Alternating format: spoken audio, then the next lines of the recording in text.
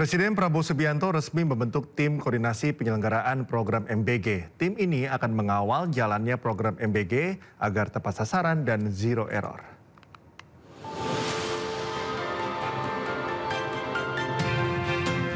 Sejak diluncurkan 6 Januari lalu, program makan bergizi gratis terus menjadi sorotan.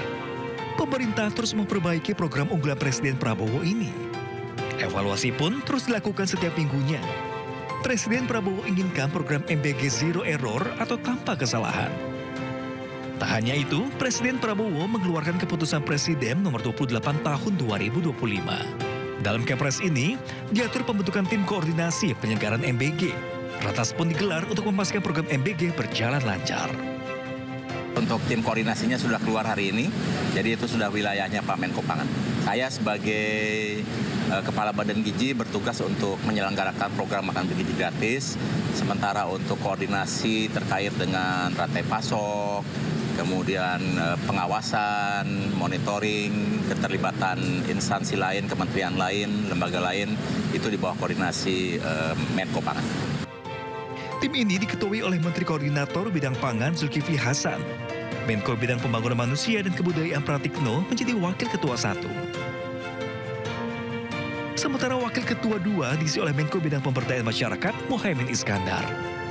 Wakil Kepala Badan Gizi Nasional Nani Esdeyang ditunjuk sebagai Ketua Pelaksana Harian. Selain jajaran pimpinan, anggota tim koordinasi MBG diisi oleh jajaran Menteri Kabinet Merah Putih, Mensesnek Prasetyo Hadi, hingga Menteri Keuangan Purbaya Yudi Sadewa berada dalam susunan anggota tim ini. Tim Liputan iNews melaporkan. Pemirsa, puluhan siswa SD di Nias Utara, Sumatera Utara dilarikan ke puskesmas karena mengalami gejala keracunan usai mengonsumsi makan bergizi gratis. Penyediaan makanan bergizi gratis dihentikan untuk operasinya sementara.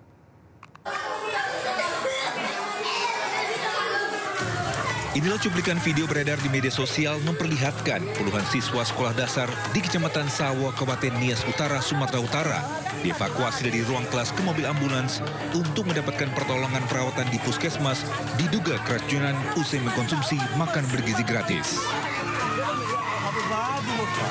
Sesak napas, sesak napas. Dalam cuplikan tersebut, terdengar rintihan tangisan dari para siswa menahan kesakitan mual dan muntah usai mengkonsumsi makan bergizi gratis. Bukan kali pertama terjadi di sana, namun beberapa waktu belakangan kejadian serupa kerap dikeluhkan dugaan keracunan akibat MBG ini, sehingga berpotensi jadi momok mengkhawatirkan dari orang tua siswa. Setelah mendapatkan perawatan intensif di Puskesmas Sawo, para siswa yang awalnya mual dan muntah berangsur membaik dan semuanya juga telah kembali ke rumah mereka masing-masing. Saat ini siswa yang 25 orang yang dirawat di Puskesmas Sawo sudah kembali ke rumah masing-masing, dan satu orang lagi dapat info tadi sama kepala SPG-nya bahwasanya sudah pulih kembali. Usai video viral di media sosial, Yayasan Erias Jati penyedia makan bergizi gratis telah dihentikan beroperasi hingga batas waktu yang belum ditentukan.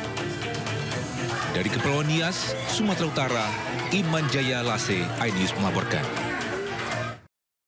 Pembangunan lift kaca setinggi 200 meter di objek wisata Klingking Beach, Nusa Penida diprotes warga. Lantaran pembangunan lift yang bekerja sama dengan investor Cina ini dinilai merusak keindahan pantai.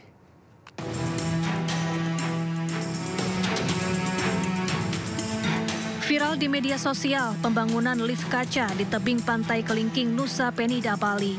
Warga dan pengunjung merasa pembangunan lift ini mengganggu pemandangan. Pembangunan lift telah berlangsung sejak 2023 lalu.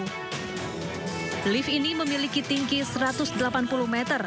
Total biaya investasi pembangunan lift kaca ini berkisar 200 miliar rupiah. Bupati Klungkung pun beralasan pembangunan lift kaca sudah mengantongi izin dari pemerintah pusat. Tidak bisa melarang orang membangun ketika dia sudah mendapatkan izin dari pusat. Ya. Kan gitu, lagian itu kan wilayahnya pantai. Wilayah pantai itu kan bukan kewenangan daerah. Ya. Itu kewenangannya provinsi dan pusat. Senada dengan Bupati, pihak pembangunan lift kaca juga mengakui telah memperoleh izin resmi. Sosialisasi ke penduduk setempat pun telah dilakukan. Itu datanya ada di PUPR secara teknisnya yang dikeluarkan oleh Dinas Perizinan dan kami membayar tidak ada sehelai rupiah pun yang kami kurangi. Itu berdasarkan SKRD. Jadi SKRD itu surat keputusan retribusi daerah. Jadi kalau nggak salah total kami bayar karena RAB-nya itu 60 miliar dengan per meter perseginya itu total 1 miliar 50 juta. Objek wisata Kelingking Beach menjadi primadona wisatawan ketika berkunjung ke Pulau Nusa Penida. Keindahan alamnya dan tebing yang mirip kepala T-Rex menjadi ciri khas Kelingking Beach. Selain dari atas tebing, tidak sedikit wisatawan yang rela menelusuri ratusan anak tangka yang ekstrim untuk turun menikmati indahnya pantai Kelingking dengan hamparan pasir putih. Dari Klungkung Pali, Igede Juli Arsana, iNews melaporkan. Pemirsa, Menteri Keuangan RI Purbaya Yudi Sadewa melakukan inspeksi mendadak ke tempat penimbunan pakaian di Cikarang, Jawa Barat.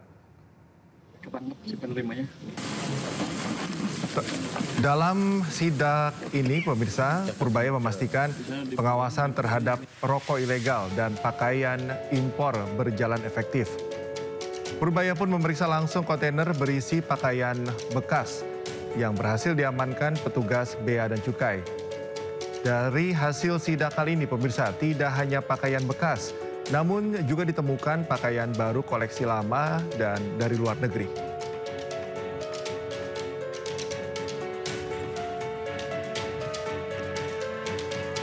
Presiden Prabowo Subianto menegaskan pemberdayaan UMKM serta kerjasama multilateral dalam menghadapi kejahatan lintas batas merupakan kunci menuju kawasan Asia Pasifik tangguh, adil, dan berkelanjutan.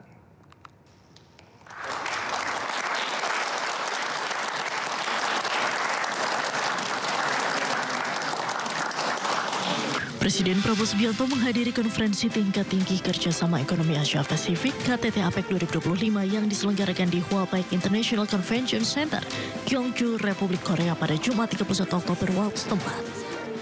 Kehadiran Presiden Prabowo menegaskan komitmen Indonesia untuk terus berperan aktif dalam mendorong kerjasama ekonomi kawasan Asia Pasifik yang inklusif dan berkelanjutan.